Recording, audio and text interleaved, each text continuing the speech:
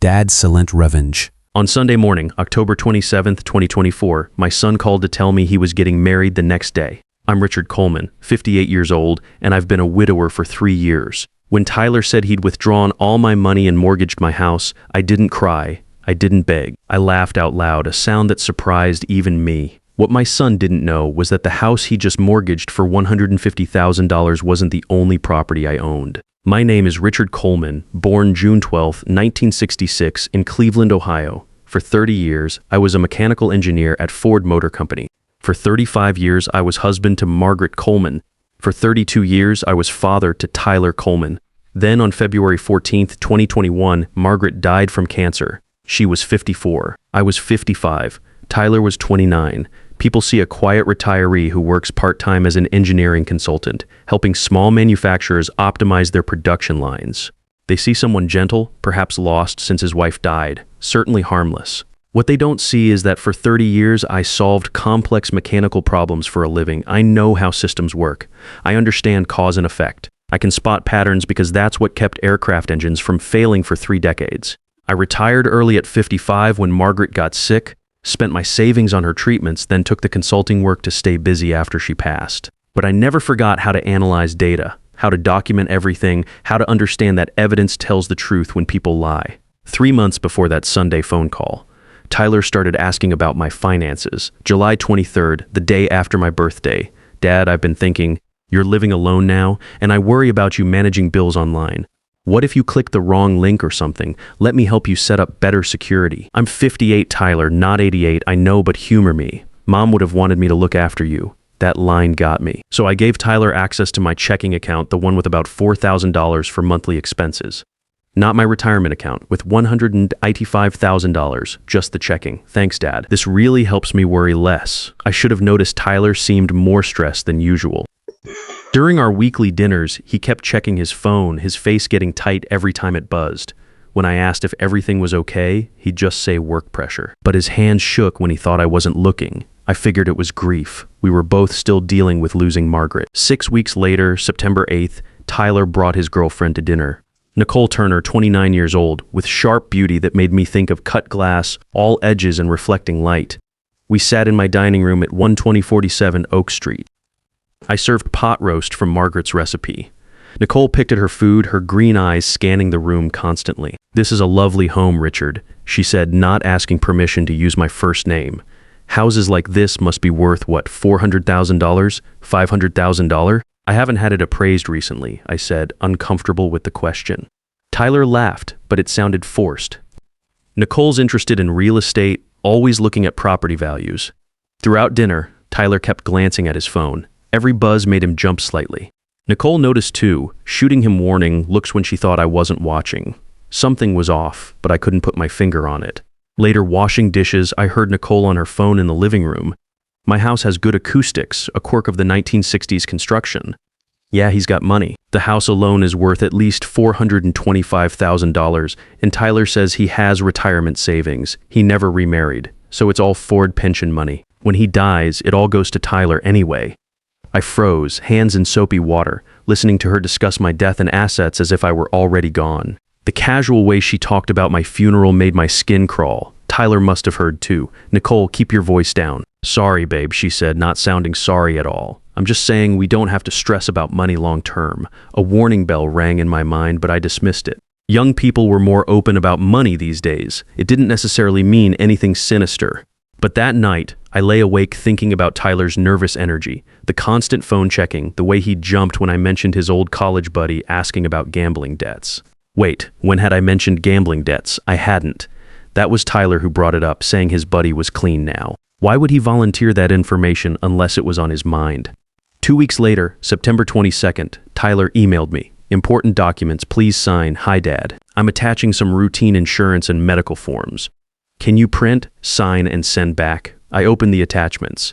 4 PDFs, 15 pages each, dense with legal jargon. My engineering training kicked in. I always read the fine print, always understood what I was signing. But the font was deliberately small, the language intentionally confusing. Then I remembered, I'd been sick the week before, COVID-19. 4 days in Cleveland General Hospital, September 14th through 18th. Fever peaking at 103.8 degrees. I called Tyler. Did you bring me papers to sign in the hospital? A pause. Too long of a pause. Just insurance forms, Dad. You signed them on the 16th. I had a notary come. You don't remember? Your fever was really high. After we hung up, I tried to remember September 16th. Vague impressions of voices, of holding a pen, of signing something while my head felt like it was full of cotton.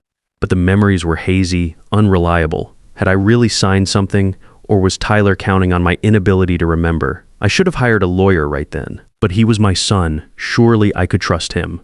That was my first real mistake. October 27th, 7:30 a.m. I sat at my kitchen table with coffee and laptop, checking my accounts. My Sunday morning ritual for the past 30 years. The page loaded. Checking account, $327. Retirement account, $1,000. My retirement had held $185 and $316 on October 20th. Transaction history showed October 24th, $75,000 to Tyler Coleman, October 24th. $60,000 to Tyler Coleman, October 25th. $49,316 to Tyler Coleman, 3 transfers over 2 days, leaving just enough to keep the account open. My checking account showed another $3,000 transferred to Tyler on October 26th. I couldn't breathe. 30 years of saving gone in 3 clicks. Then my phone rang. Tyler's name on the screen. Hey Dad, great news. I'm getting married tomorrow. Nicole and I decided not to wait. Small ceremony at the Riverside Country Club. My throat felt like sandpaper. Tyler, my bank accounts. Oh, that? Yeah, I needed the money for the wedding and our new condo down payment. You'll be fine on Social Security and your consulting work, right? You took $185,000. Dad, technically I had authorization. Those papers you signed gave me power of attorney. You gave me access. I was delirious with fever. That's not how the bank sees it. His voice hardened, and I heard Nicole coaching him in the background. I'm your son. Everything you have comes to me eventually anyway. I just needed it sooner. Nicole and I are building our future. What about the house? Oh, right. I took out a $150,000 home equity loan yesterday. Great rate. The payments start next month, so you'll need to figure out how to handle that. Maybe look into assisted living. Tyler, my voice cut through his rambling. I need to ask you something. What? How much do you owe Tony Marconi? Complete silence. Dead air for 10 seconds. Dad, I don't know what you're talking about. Tony, the fish Marconi, underground poker games at the warehouse on East 55th. How much, Tyler? More silence. When Tyler spoke, his voice shook. How do you know about Tony? Because I've been watching your bank statements for 6 months, online gambling sites. Cash withdrawals at 2 a.m., late night trips to East Cleveland. You owe him $95,000, don't you? Dad, you don't understand. I can pay him back now. The wedding is just cover. Nicole doesn't know about the gambling. I laughed, not because it was funny, but because I finally understood what I was dealing with. My son wasn't just weak or greedy. He was desperate and cornered, making increasingly stupid decisions to cover earlier stupid decisions. Dad, what's so funny? Tyler, do you have any idea what you've just done? I borrowed money from my father. So what? You mortgaged a house you don't own using fraudulent documents obtained by exploiting your sick father. That's theft, fraud, and forgery. 3 felonies. Dad, don't be dramatic. I'm your son. Have a nice wedding, Tyler. Enjoy it. It's going to be the last happy day you have for a very long time. I hung up and started thinking like an engineer again. Tyler thought I was helpless. Some confused old man he could manipulate. He had no idea who he was dealing with. I went to my filing cabinet and pulled out properties. Inside were deeds to 2 houses, 1247 Oak Street in my name, and 856 Maple Drive in the Margaret Coleman Family Trust. Tyler had mortgaged the wrong house. I opened my laptop and created a new spreadsheet, Tyler Coleman, Financial Fraud Analysis. Then I began documenting everything with the precision that had kept aircraft engines running for 3 decades. By Monday morning, October 28th, I had a plan as methodical as any engineering project I'd ever managed. 9 a.m. called my credit union. I need to report fraud. Complete records of all transactions for 6 months. Ashley Porter, the representative, was sympathetic but professional. I'm so sorry, Mr. Coleman. We'll investigate immediately. I need documentation of the power of attorney documents submitted to authorize these transfers.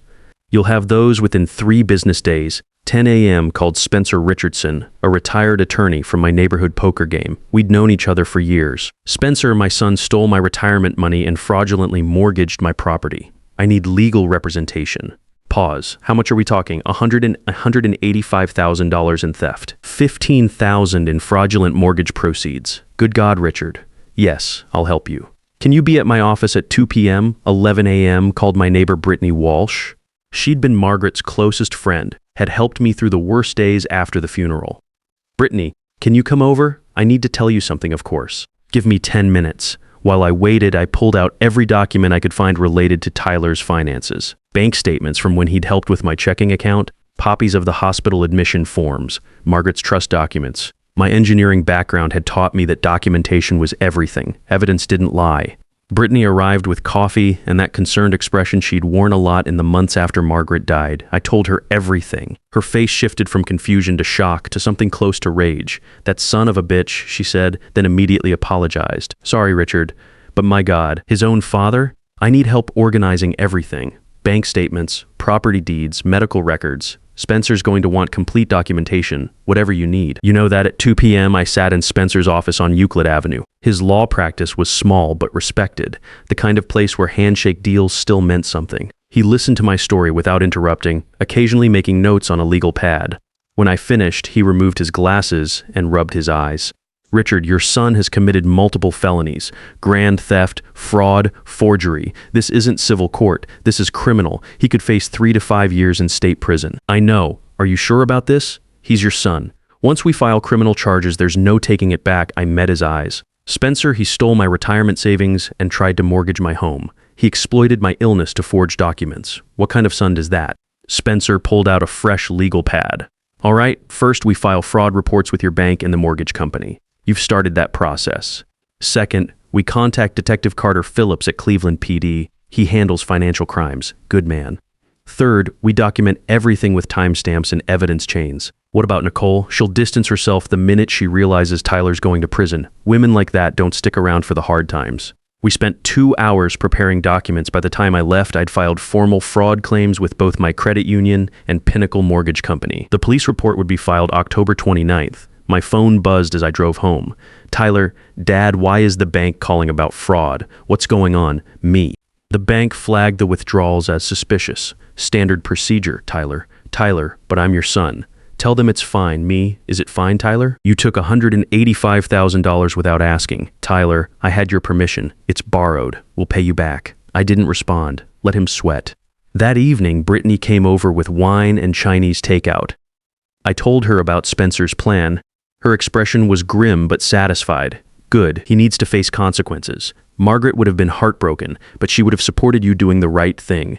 "You know what the worst part is?" I said. "Not the money, not the house. It's that he thought I was too stupid or weak to fight back, like I'd just roll over and take it." Brittany raised her glass. "He's about to learn his father is neither stupid nor weak." October 29th, 2024. I was at the hardware store buying new locks for my house when my phone rang. Unknown number. "Mr. Coleman, this is Ashley Brooks. I think we need to talk. It's about Tyler and my daughter." That afternoon, I sat in a coffee shop downtown across from a tired-looking woman 28 years old. Ashley Brooks had the worn expression of someone who'd been carrying a heavy burden alone. She held a photo of a little girl with dark curls and Tyler's exact smile. "This is Rachel Rose. She's 5 years old. Tyler is her father." My heart stopped. Margaret's granddaughter. The family I thought I'd lost forever. I have a granddaughter. Tyler and I dated in college. When I got pregnant, he told me to take care of it. When I refused, he disappeared.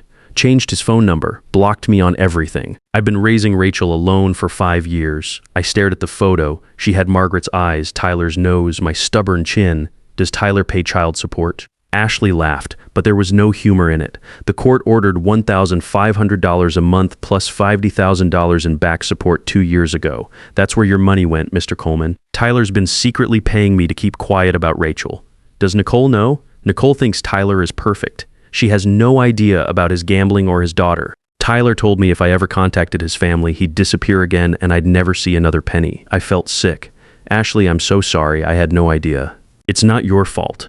But when I saw the news about Tyler being arrested for fraud, I thought you should know the truth. Arrested this morning? Detective Phillips picked him up at his apartment. The charges are all over the news. I drove home in a daze. My phone had 12 missed calls from Tyler, 8 from Nicole, 3 from Spencer. I called Spencer first. "Richard, where have you been?" "Tyler was arrested this morning. The bank fraud investigation moved faster than expected." "Good, there's more. Nicole Turner came to my office an hour ago. She wants to make a deal. Says she'll testify against Tyler in exchange for immunity. Apparently she recorded several conversations where Tyler admitted to forging documents. She recorded him. Insurance policy. Smart woman, actually, cold as ice, but smart.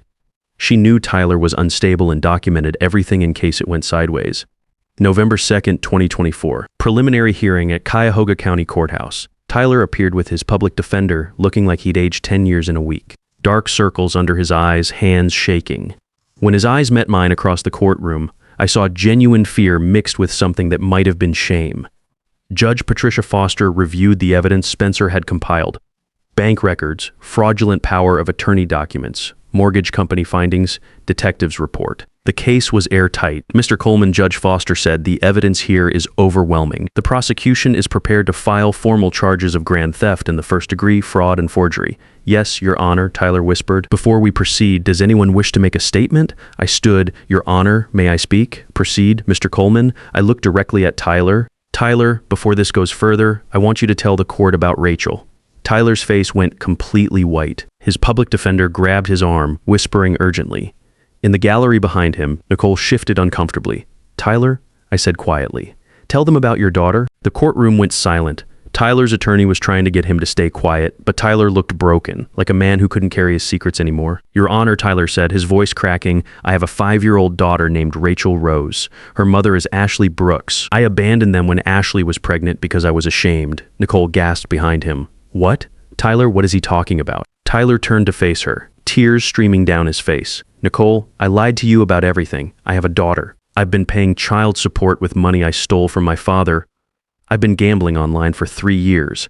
I'm not the man you think I am. Nicole stared at him for a moment, then stood and walked out of the courtroom without a word. Her heels clicked on the marble floor until the door closed behind her. Judge Foster studied Tyler for a long moment. Mr. Coleman, we'll recess for 30 minutes. I suggest you use that time to speak with your attorney about your options. As the courtroom emptied, Tyler walked over to me. He looked smaller somehow, like all the fight had gone out of him. Dad, I'm so sorry. I know that doesn't mean anything now, but I'm sorry. Sorry isn't enough, Tyler. Sorry is just words. You need to become the man your daughter deserves. The man your mother raised you to be. How do I fix this? I've destroyed everything. You start by facing the consequences of your choices, all of them. Will you let me meet Rachel? After this is over, I looked at my son, this broken man who'd betrayed me but was still my child. That's not my decision to make, Tyler. That's Ashley's. You'll have to prove to her that you've changed. And what about us? What about our relationship? That depends on you. Real change, Tyler. Not promises, not excuses. Real accountability and transformation. He nodded, tears flowing freely. I understand. When court reconvened, Tyler entered a guilty plea to all charges. The prosecution recommended 18 months in county jail with supervised probation and mandatory addiction counseling. Tyler accepted without argument. Walking out of that courthouse, I felt something I hadn't expected. Relief, not satisfaction or revenge, just relief that the truth was finally out. Tyler would face consequences, but he'd also have a chance to become a better man. And I had a granddaughter to get to know December 10th, 2024. Sentencing day. The courtroom was packed. Spencer sat beside me, a thick folder of restitution documents on the table. In the back row, Ashley Brooks held Rachel's hand. My granddaughter was meeting me for the first time today, and she kept peeking over the bench with those curious brown eyes that reminded me so much of Margaret. Tyler sat at the defendant's table in an Orange County jail jumpsuit.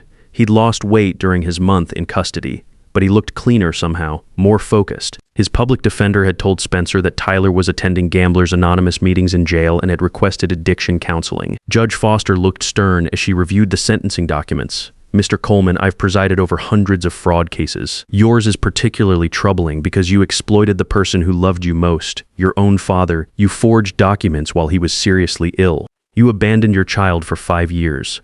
Tyler stood, his voice barely above a whisper. Yes, Your Honor.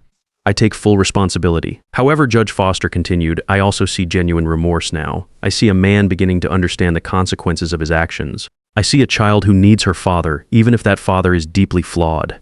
She paused, letting the weight of her words settle. Tyler Coleman, you are hereby sentenced to 18 months in Cuyahoga County Jail with credit for time served. Following your release, you will serve 3 years supervised probation. You will make full restitution to your father, $100,000 plus interest, to be paid over 8 years. You will establish a legal custody arrangement with Ashley Brooks and attend mandatory addiction counseling for no less than 2 years. Tyler's knees buckled slightly with relief. 18 months, not 5 years. County jail, not state prison, a chance to rebuild. Mr. Coleman, Judge Foster wasn't finished. I'm giving you an opportunity your victims didn't get, a second chance. Don't waste it. After the hearing, I walked over to Ashley and Rachel. My granddaughter hid behind her mother's legs, shy around this stranger who claimed to be her grandfather. Hi, Rachel. I'm your dad's dad. That makes me your grandpa. She studied me with those serious 5-year-old eyes. Mommy says my daddy made mistakes. Are you going to make mistakes too? The question hit me harder than I expected. Everyone makes mistakes, sweetheart. The important thing is learning from them and trying to do better. Rachel thought about this. Mommy says we forgive people when they're really, really sorry and they change. Your mommy is very wise. Ashley squeezed Rachel's hand. Mr. Coleman, would you like to get coffee sometime? Rachel should know her grandfather. 6 months later, I was sitting on my back porch at 856 Maple Drive, watching Rachel chase butterflies in Margaret's garden. Tyler had been released 3 weeks ago and was living in a halfway house downtown, working at a warehouse and attending his counseling sessions. He visited every Sunday, slowly rebuilding his relationship with his daughter. Grandpa Rick, Rachel called out, "Can we plant more flowers like Grandma Margaret would have liked?" "Of course, sweetheart." "What kind should we plant?" Tyler walked around the side of the house carrying grocery bags. He looked different now. The desperate edge was gone, replaced by something calmer. Recovery suited him. "Hey, Dad, I brought stuff for dinner. Rachel's favorite mac and cheese. Sounds perfect." We cooked together in comfortable silence, Tyler helping Rachel stir the cheese while I made a salad. It wasn't the family I'd expected to have at 59, but it was the family I had. "Dad," Tyler said as we sat down to eat, "I got my first paycheck from the new job yesterday. I made the payment to your account. $100 this month, I saw.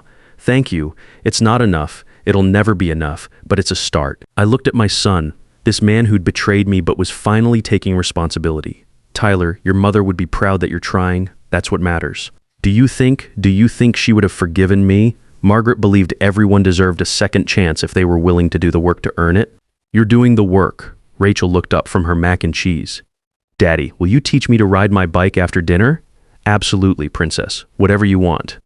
Later that evening, after Tyler had left for his halfway house and Rachel had fallen asleep on the couch during a Disney movie, I sat with Ashley on the front porch. We'd become friends over the past months, bonding over our shared goal of helping Rachel have a stable family life. "He's really changing," Ashley said.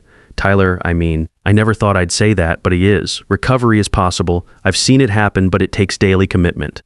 "What about you? Any regrets about pressing charges?" I thought about everything that had happened. The betrayal, the investigation, the court proceedings, the slow path to reconciliation. No, accountability was necessary. For Tyler, for Rachel, for me, love without boundaries isn't love. It's enabling. That's what my therapist says too. A year later, I was back in my garden, this time with a helper. Rachel, now 6, was carefully watering the new rose bushes we'd planted in memory of her grandmother. Tyler sat on the porch steps watching his daughter and talking quietly with Ashley about kindergarten enrollment. He'd moved into his own apartment after completing the halfway house program, still attended his counseling sessions religiously, still made his restitution payments on time.